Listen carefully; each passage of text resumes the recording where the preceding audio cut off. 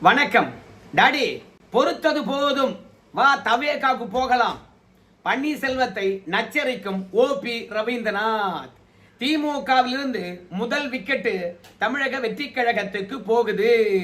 பன்னீர்செல்வம் அவர்கள் எதற்காக தவேகாவுக்கு போறாரு அப்படின்ற விஷயத்த முதல் செய்தியாகும். அதோட தமிழக வெற்றி கழகத்தில் இருக்கக்கூடிய பல தற்குறிகள் தமிழக மக்களுக்கு தொல்லையாகவே மாறி இருக்கிறாங்க. அதை பத்தியும் பார்க்க போறோம். அது மட்டும் இல்ல, அன்புமணி ராமதாஸ் அவர்கள் இன்னைக்கு புஷி ஆனந்த், ஆதவ் அர்ஜுனாலாம் போய் சந்தித்து இருக்கின்றார். கூட்டணியில இணைகின்றாரா அப்படின்ற செய்தியை நம்ம சேர்த்து பார்க்க வேண்டியது இருக்குது. ஆனால் அதற்கு முன்பாக இதுவரைக்கும் நம்ம சேனல் நீங்க சப்ஸ்கிரைப் பண்ணலனா மறக்காம சப்ஸ்கிரைப் பண்ணிட்டு கொஞ்சம் சப்போர்ட் பண்ணுங்க. இப்போ பன்னீர்செல்வத்தை பொறுத்த வரைக்கும் திமுகவில் போய் இணைஞ்சாரு, உங்க எல்லாருக்கும் தெரியும். அப்படி இணைகின்ற பொழுது மாநில அளவுல தனக்கு ஒரு பொறுப்பு கொடுப்பாங்க அப்படின்னு முன்னாள் முதலமைச்சர் ஸ்டாலின் கிட்ட கேட்டாரு. துணை பொதுச்செயலாளர் பதவியாவது கொடுப்பாங்க அப்படின்னு நினைச்சாரு. ஏன்னா மாவட்ட செயலாளர் பதவி வாங்க முடியாது, தங்க தமிழ்ச்செல்வன் இருக்கிறாரு. அதனால மாநில பொதுச்செயலாளர் அப்படின்ற பதவி அப்படின்னா துணை பொதுச்செயலாளர் பதவி ரெண்டுத்துல எதனா ஒன்று கொடுப்பாங்க அப்படின்னு பன்னீர்செல்வன் நினைச்சார். அடுத்த கட்சியினுடைய தலைவராக இருந்தவர், அடுத்த கட்சியில முதலமைச்சரா 3 முறை இருந்தாரு. முக்குளத்தூர் வாக்கு தனக்கு ஆதரவா இருக்குது, கண்டிப்பா அதை சுருட்ட வேண்டும் என்றால் பன்னீர்செல்வத்துக்கு பொதுச் செயலாளர் பதவி இல்ல துணை பொதுச் செயலாளர் பதவி கொடுப்பாங்க அப்படின்னு உறுதியா நம்பினாரு. ஏன்னா கட்சியில மாற்றத்தை கொண்டு வரணும், இன்னும் 4 துணை பொதுச் செயலாளர் பதவியை உருவாக்கணும் அப்படின்னு ஸ்டாலின் முடிவெடுத்திருந்தார். கொடுப்பாருன்னு பார்த்தாரு, ஆனா கொடுக்கல.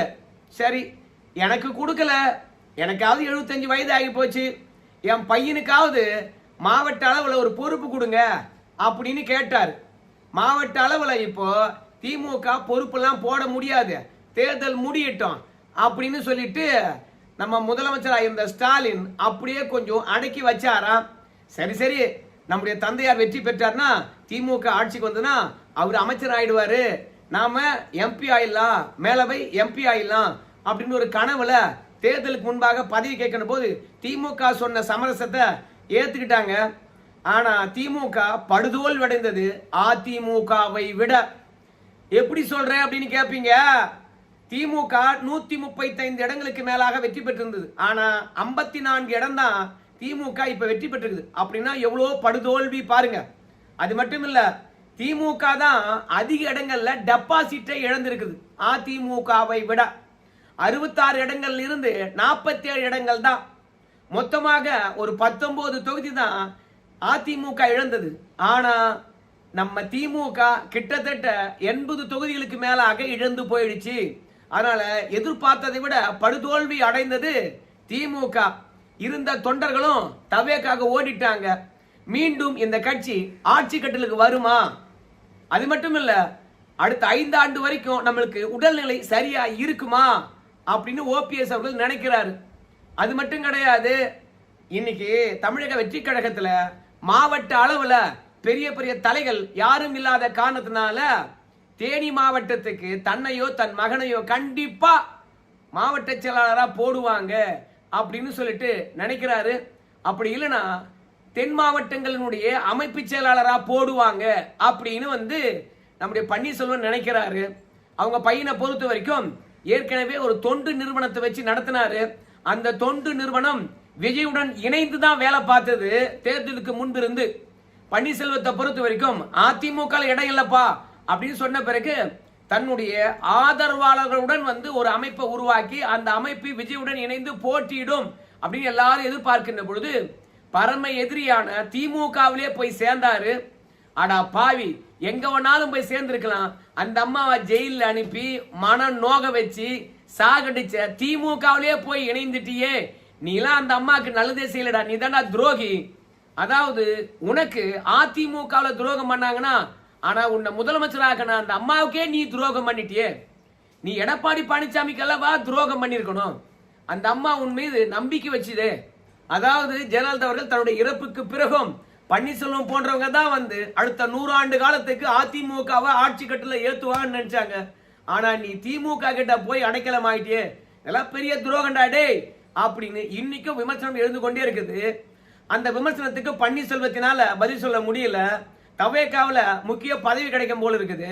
பையனை பொறுத்த வரைக்கும் எப்பா தேர்தலுக்கு முன்பாகவே கூப்பிட்டேன்டாடி, நீ வரல, இப்போ வரணும்டா பாவி அப்படின்னு சொல்லிட்டு நம்முடைய ஓபி ரவீந்திரநாத் அவர்கள் தினந்தோறும் டார்ச்சர் பண்ணிட்டு இருக்கின்றார். டே எல்லாரும் கட்சி விட்டு கட்சி மாறுறானுங்க, அவனுங்கெல்லாம் ஓடிகாலிங்க. அது மட்டும் இல்ல, நான் கட்சியில சேரும்போது தாய் கழகத்துல தான் இணைந்திருக்கின்றேன், திராவிடம் தான் தமிழ்நாட்டுக்கு நல்லது பண்ணிருக்குன்னு சொல்லிட்டு ரீல்ஸ் எல்லாம் விட்டுட்டு போய் சேர்ந்திருக்கேன்டா, என்ன போய் அணிமாறி சொல்றேன் நியாயமாடா அப்படின்னு சொல்லும் போது, இப்போ பதவி ராஜினாமா பண்ணிட்டு வந்தீங்கன்னா அமைச்சரவை மாற்றத்தின் போது உனக்கு நல்ல அமைச்சர் பதவி கிடைக்க வாய்ப்பு இருக்குது, மிஸ் பண்ணாத அப்படின்னு ஓபி ரவீந்திரநாத் சொல்லியிருக்கிறார். சரி, அப்படின்னா தமிழக வெற்றி கழகத்துக்காரங்க எங்கிட்ட பேச சொல்லு அப்படின்னு சொல்லியிருக்கிறாரு பன்னீர்செல்வம். தொடர்ச்சியாக நம்ம பன்னீர்செல்வத்துக்கிட்ட பேசிக்கிட்டே இருக்கின்றார்களாம். பையனுக்கு மாவட்ட பொறுப்பு, பன்னீர்செல்வத்துக்கு ஒரு அமைச்சர், சோ என்னைக்கு சேர்றீங்க அப்படின்னு கேட்டிருக்கின்றார்களாம்.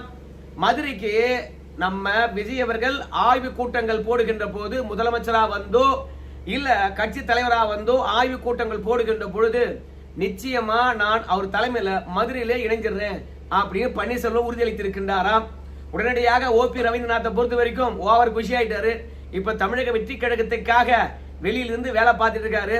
திமுக பொறுத்த வரைக்கும் பன்னீர்செல்வம் தாவிட்டாருன்னா அதுக்கு அடுத்தது அடுத்தடுத்த ஆட்கள் அப்படியே போயிடுவாங்க எங்க தமிழக வெற்றி கழகத்துக்கு. அதனால பன்னீர்செல்வத்தை கூல் பண்ணணும் அப்படின்றதுக்காக ஏங்க லண்டன் போயிட்டு வந்து கட்சியை சீரமைக்க போறேன், சொன்ன மாதிரியே துணை பொதுச் செயலாளர் பதவி தரேன், 4 பேரை துணை பொதுச் செயலாளராக போட போறேன், உங்களுக்கு கண்டிப்பா உண்டு, உங்க பையனுக்கு மேலவை எம்பி உண்டு, மாவட்டத்துல உங்க பையனுக்கு ஒரு நல்ல பொறுப்பு உண்டு, நீங்க தங்க தமிழ்ச்சலுடன் இணைந்து வேலை பாருங்க, நம்ம கட்சி தான் கட்டுக்கோப்புடன் இருக்குது, அதிமுக இருக்கிறவங்க தான் ஓடுகாலி ஆயிட்டாங்க, பாதிக்கும் மேற்பட்ட கட்சி கரைஞ்சு போச்சுன்னு சொல்லிட்டு நாம நெஞ்ச நிமித்தி பேசிட்டே இருக்கோம். நீங்க திமுகவை உடைக்கிற மாதிரி, திமுக இருந்து வெளியேறுவதற்கு வழிவகுக்கிற மாதிரி தயவு செய்து தமிழக வெற்றி கழகத்துக்கு போயிடாதீங்க அப்படின்னு திமுக கெஞ்சிதான்.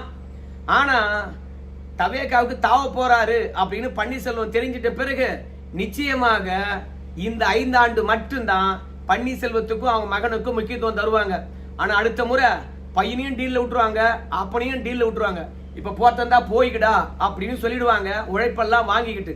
அதனால எப்பா ஆசை வார்த்தை சொல்லுவாங்க, நம்ம தாவரத்து தெரிஞ்சு போச்சு, தாவரத்து தெரியல கூட பரவாயில்ல, திமுக காலத்தை ஓட்டலாம், அடுத்தடுத்த வாய்ப்பு கிடைக்கும். ஆனா நம்ம தவேகாவுக்கு போறோம், தவேகால் வந்து முக்கிய புள்ளிகள் நம்ம கிட்ட பேச்சுவார்த்தை நடத்திட்டாங்க, போறதுக்கு முடிவெடுத்துட்டோம் தெரிஞ்சிட்ட பிறகு திமுக கருவத்துறோம், தயவு செய்து வேணாம், போனோம்னு முடிவெடுத்துட்டா போயிடலாம் அப்படின்னு ஓபி ரவீந்திரநாத் அவர்கள் சொல்லியிருக்கின்றாராம். சரி, ஓபி ரவீந்திரநாத்தினுடைய முடிவை நம்முடைய பன்னீர்செல்வம் செயல்படுத்த போறாரா இல்ல தவேகாவில் வந்து பாத்தீங்கன்னா பன்னீர்செல்வத்துக்கு தக்க பதவி கிடைக்க போதா என்னான்னு தெரியல. இரண்டாவது அன்புமணி ராமதாஸ், அவர் பிலிகுண்டிலிருந்து பூம்புகார் வரைக்கும் விழிப்புணர்வு நடைப்பயணம் போனாரு. எதற்காகன்னு கேட்கும்போது மேகதாட் அணை வந்து கட்டக்கூடாதுன்னு சொல்லிட்டு அவன் குடிநீரை காரணம் காட்டி மேகதாட்டு அணை கட்ட போறான். குடிநீருக்கு 5 டிஎம்சி தண்ணீரே போதுமானது. ஏற்கனவே கேஆர்எஸ் அணையிலிருந்து அந்த 5 டிஎம்சி தண்ணீரை பெங்களூருக்கு எடுத்துக்கலாம், கெட்டே இருக்குது. ஆனால் கிட்டத்தட்ட 200 கிலோமீட்டர் தள்ளி இருக்கக்கூடிய மேகதாட்டுல இருந்து பெங்களூருக்கு குடிநீருக்காக அந்த அணையை கட்டுறானா. ஏமாத்து வேலையா. மக்களுக்கு விழிப்புணர்வு செய்யணும் என்பதற்காக நம்முடைய அன்புமணி ராமதாஸ் அவர்கள் பிலிகுண்டில் இருந்து பூம்புகார் வரைக்கும் நடைப்பயணம் மேற்கொண்டாரு.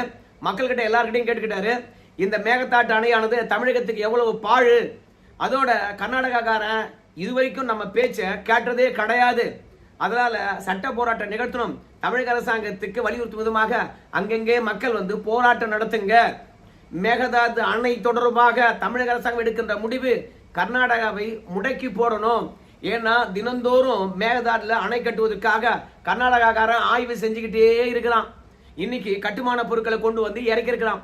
இப்படி ஒவ்வொரு வேலையா பார்த்துக்கிட்டு இருக்க இந்த தருணத்துல நாம தினந்தோறும் மேகதாட்டு அணையை கட்டுறதுக்கு எதிராக தடுப்பு வேலைகளை செய்யலன்னு வச்சுக்கலாம், அவன் ஈஸியா எல்லா வேலையும் முடிச்சுட்டு திடீர்னு கட்ட வேணான்னு சொல்றீங்க நியாயமா அப்படின்னு நீதிமன்றத்தை போய் கதவை தட்டி கட்டுறதுக்கான அனுமதி வாங்கி வந்துருவான்.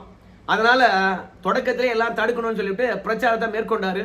அந்த பிரச்சாரத்துக்கு இடையில இன்னைக்கு ஆதவாஜினா புஷி ஆனந்த் மற்றும் சில அமைச்சர்களை வந்து பாத்தீங்கன்னா சந்தித்து மேகதாது அணை கட்டுறதை எப்படி தடுக்கலாம், தமிழ்நாட்டில் நீர் ஆதாரங்களை எப்படி பெருக்கலாம், அப்புறம் நம்முடைய காவிரி குண்டாறு திட்டத்தில் இருந்து பல்வேறுபட்ட ஆற்று திட்டங்கள் வரைக்கும் ஆலோசனை நடத்திருக்காங்க 1.5 மணி நேரம். இதுல ஜான் ஆரோக்கியசாமி அவர்கள் கூட கலந்து கொண்டு இருக்கின்றார். நீர் திட்டங்களை எப்படி செயல்படுத்த வேண்டும் என்று சௌமியா அன்புமணியும் அன்புமணி ராமதாஸ் அவர்களும் 1.5 மணி நேரம் விளக்க ஆக்கப்பூர்வமான ஆலோசனை வழங்கிவிட்டு இருப்பதனால இந்த அரசாங்கம் காது கொடுத்து கேட்டிருப்பதனாலும் நிச்சயமாக 1 லட்சம் கோடிக்கு ஆசியா வங்கியிடமோ இல்ல உலக வங்கியிடமோ கடனை வாங்கி இங்க தமிழ்நாட்டில் நீர் சேமிப்பு திட்டங்களை செஞ்சீங்கன்னா வரலாற்றுல இடம் பிடிப்பீங்க அப்படின்னு முதலமைச்சருக்கு கோரிக்கை வச்சு அமைச்சர்களை சந்திச்சுட்டு வந்திருக்கிறாரு. இதுல ஒரு சுவாரஸ்யம், சமூக வலைதளம் முழுவதும் ஒரு வீடியோ வைரல் ஆகுது. நம்முடைய அன்புமணி ராமதாசும் புஷி ஆனந்த் அவர்களும் பக்கத்து சேர்ல வந்து உட்கார்ந்து இருக்காங்க. அன்புமணி ராமதாஸ் என்ன சொல்றான்னு கேட்டீங்கன்னா, நீங்க அமைச்சர், மாண்புமிகு அமைச்சர் உங்க சேர்ல உட்காந்துக்கிட்டு எங்க கோரிக்கை மனு வாங்குங்க, நீங்க சக நண்பரா இருக்கலாம், கடந்த காலத்துல எனக்கு அரசியல்ல ஜூனியரா இருக்கலாம், ஆனா நீங்க இப்ப அமைச்சர், உங்க சேர்ல உட்காருங்க அப்படின்னு சொல்றாரு. ஆனா கடைசி வரைக்கும் புஷி ஆனந்த் அவர்களை பொறுத்த வரைக்கும் நாங்க உட்கார மாட்டேன் அப்படின்னு மறுத்துட்டாரு. இது எந்த மாதிரியான மரியாதைன்னு தெரியல. புரோட்டோகால்னா கரெக்டா புரோட்டோகால கடைபிடிக்கணும். அமைச்சர்னா நீங்க உங்க அமைச்சர்களுடைய சேர்ல தான் உட்காரணும். அதை விட்டுட்டு அன்புமணி ராமதாஸுக்கு மதிப்பளிக்க வேண்டும் என்றெல்லாம் யாரும் எதிர்பார்க்கல. அது அன்புமணி ராமதாஸ் அவர்களே சொல்லி இருக்கிறாருங்க. அது மட்டும் இல்ல, இன்னும் தமிழ்நாட்டில் ஏகப்பட்ட விஷயங்கள்லாம் நடந்திருக்குது. குதிரை பேரம் தொடர்பாக ஒரு ஆடியோ ரிலீஸ் ஆயிருக்குது. அந்த ஆடியோவுடைய உண்மைத்தன்மை பற்றி நாளைக்கு விரிவாக பேசலாம். ஏன்னா அந்த ஆடியோவை வெளியிட்டு இருக்கக்கூடியவர் மீது ஏகப்பட்ட குற்றச்சாட்டுகள் இருக்குது. அதை திசை திருப்புவதற்காக தான் இந்த ஆடியோ பிரச்சனை கிளப்பியிருக்கின்றாரோ என்ற ஒரு எண்ணம் இருக்கிறது. அதோட விவசாய கடன் தள்ளுபடி பண்றதுக்காக 3 நாளா சென்னையில போராடிய சோமசுந்தரம் என்ற விவசாயி வீட்டுக்கு திரும்பின உடனே இரவு 3 மணிக்கு மாரடைப்பால் உயிரிழந்திருக்கின்றார். 85,000 ரூபாய் தான் பேங்க்ல கடன் வாங்கியிருக்கின்றாராம். ஒரு 10,000 ரூபாய் சேர்த்து நம்ம விஜய் அவர்கள் தள்ளுபடி பண்ணியிருந்தாருன்னா கண்டிப்பா சோமசுந்தரம் என்ற விவசாயினுடைய உயிரை காப்பாற்றிருக்கலாம் அப்படின்னு எல்லாருமே கண்டனத்தை பதிவு செய்கின்றார்கள். ஏன்னா தேர்தல் வாக்குறுதி வந்து 5 ஏக்கராக்குள்ள நீங்க கடன் வாங்கியிருந்தீங்கன்னா முழு கடன் தள்ளுபடி, ஆனா 75,000 தான் இப்ப தள்ளுபடி பண்ணுவோம் அப்படின்னு சொல்லிட்டு இருக்கீங்க. அதனால இவரு சிறு விவசாயி 5 ஏக்கராக்குள்ளதான் வந்து பாத்தீங்கன்னா நிலம் வச்சிருக்காரு. நிலத்தை அடமானம் வச்சு பாத்தீங்கன்னா ஒரு 85,000 கடன் வாங்கியிருக்காரு. அந்த கடத்தை தள்ளுபடி பண்ணியிருந்தா இந்நேரம் சோமசுந்தரம் என்ற உயிரானது காப்பாற்றப்பட்டிருக்கும். உலகத்துக்கே படி இழக்கிறவன் உயிரிழந்திருக்கின்றான். அதனால விவசாயிகளுடைய கண்ணீர், அந்த கவலையை இந்த விஜய் அரசாங்கம் சம்பாதித்துக் கொள்ள கூடாது அப்படின்னு நயனார் நாகேந்திரன் இருந்து அன்புமணி ராமதாஸ்ல இருந்து இன்னும் பல அரசியல் தலைவர்கள் வந்து வேண்டுகோள் வச்சிருக்காங்க. கடந்த ஆட்சியில விவசாயிகள் மீது குண்டர் சட்டம் போட்டாங்க. ஆனா இந்த ஆட்சியானது விவசாயிகளை கண்டுகொள்ளாம சாகடிக்குதோ. விஜய் அவர்களே, மரணத்தின் கரையானது உங்க கையில படிந்திருக்கிறது என்று நம்முடைய நயனார் நாகேந்திரன் அவர்கள் நம்முடைய முதலமைச்சர் மீது குற்றச்சாட்டு வச்சிருக்கின்றார். இந்த விவசாயி இறப்பதற்கு முழுக்க விஜய் அவர்களுடைய வாக்குறுதி தான் காரணம். அதனால அவருடைய மரணத்தினுடைய கரையானது உங்க கையில படிந்திருக்கிறது. தயவு செய்து அதை கழுவும் விதமாக இந்த விவசாயினுடைய இறப்பை முன் உதாரணமா வச்சு தயவு செய்து முழு கடனையும் தள்ளுபடி பண்ணுங்க என்று வேண்டுகோள் வச்சிருக்காங்க. பார்க்கலாம் முழு கடனை தள்ளுபடி பண்றாங்களா இல்லையான்னு சொல்லிட்டு. இன்னும் ஏகப்பட்ட பிரச்சனை இருக்குது. பேசுற வீடியோ பெருசாகும். இன்னும் ஒரு நல்ல வீடியோவில் அவற்றையெல்லாம் தொகுத்து பேசலாம். நன்றிங்க.